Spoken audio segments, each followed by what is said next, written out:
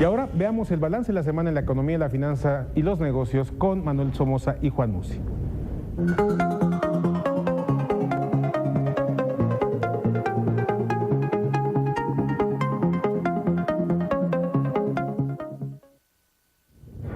Muy buenas noches, bienvenidos a Mercados en Perspectiva, aquí como todos los domingos en la noche. Juan Musi, Juan, muy buenas noches. ¿Qué tal, Manuel? Muy buenas noches, ¿cómo estás? Y su servidor Manuel Somoza para platicar de lo más relevante en la semana en México y en el mundo en temas económico-financieros. Fue una semana muy triste en información, esa es la verdad, con excepción del viernes. Al principio las bolsas en el mundo tuvieron bajas prácticamente en todos lados, producto de una toma de utilidades muy importante, porque en el mes de febrero todas las bolsas subieron muchísimo. Por ejemplo, la mexicana tuvo un alza del 8% en el mes de febrero, las norteamericanas alrededor del 5%. Eso es lo que vivimos lunes, martes y miércoles. El jueves rebotaron y el viernes volvieron a cerrar drásticamente a la baja, con la información más relevante de la semana, que fue la creación de 295,000 empleos en los Estados Unidos, cuando se estimaba se iban a crear 250. Esto trae una paradoja, es un dato extraordinariamente bueno para la economía de los Estados Unidos. Sin embargo, es un dato malo para los mercados, porque a partir de ello se presume que la Reserva Federal va a empezar a subir las tasas de interés más rápido de lo previsto. Y de hecho el rendimiento de los bonos de 10 años en ese país, que estaba a niveles de 2.11, 2.12, se subió el viernes de un trancazo a niveles de 2.22. Esto tuvo repercusiones muy importantes en el mundo. En México nos pegó en las tasas de interés un poquito, pero sobre todo lesionó el tipo de cambio. El peso con respecto al dólar el viernes llegó a tocar hasta los 14.50, luego se ha venido mejorando 15.50. La cotización, perdón. 15.50. 15.50, sí. Perdón.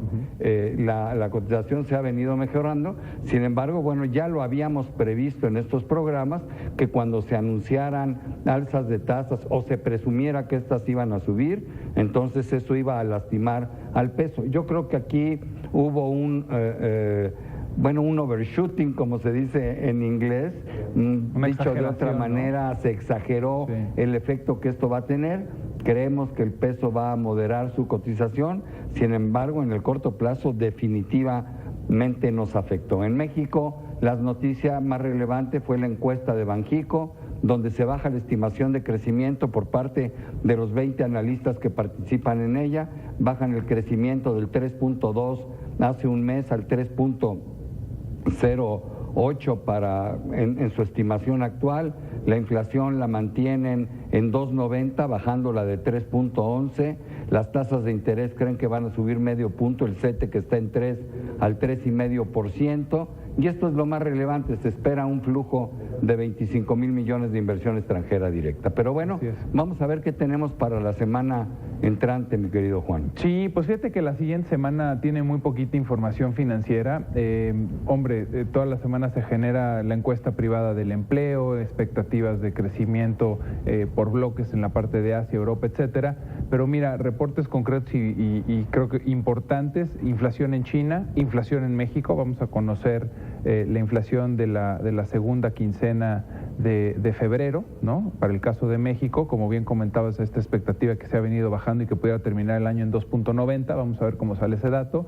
El dato de la confianza del consumidor publicado por la Universidad de Michigan en Estados Unidos también se publica la siguiente semana, y también inflación en Europa, a ver cómo va este gran tema y cómo empieza a funcionar esta recompra de bonos por parte del Banco Central Europeo, que debe de tener repercusiones concretamente sobre la inflación. Comentarte también brevemente, no sé cómo viste, una semana también atípica, porque en China y en la India, que son dos grandes potencias del bloque emergentes, que son dos grandes potencias económicas mundiales, esta semana que terminó decidieron bajar la tasa de interés, ¿no? Cuando estamos todos mundos nerviosos y preocupados por qué va a hacer Estados Unidos, que pronto va a apretar la política monetaria, estas dos potencias aflojan su política monetaria y bajan tasas. Bueno, sí, lo que pasa es que China quiere crecer un poco más, y a eso se debe que por cierto bajaron su perspectiva de crecimiento. Hayan bajado la tasa de interés, y lo mismo sucede en India.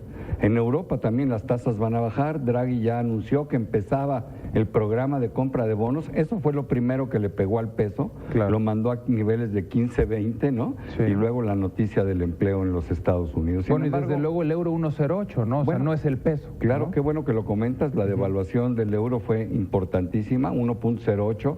Empezó el año en 1.18, sí. O sea que lleva nada más una devaluación del 10% del euro en lo que va del año. Pero bueno, vamos a ver qué sucede la semana entrante, va a estar interesante.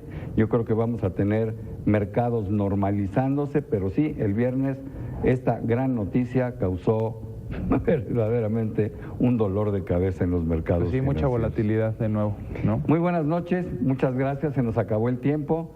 Ojalá y estén con nosotros el domingo entrante aquí en Mercados en Perspectiva. Juan, muchísimas gracias. Gracias, Manolo, muy buenas noches. Y gracias noches. a ustedes por acompañarnos.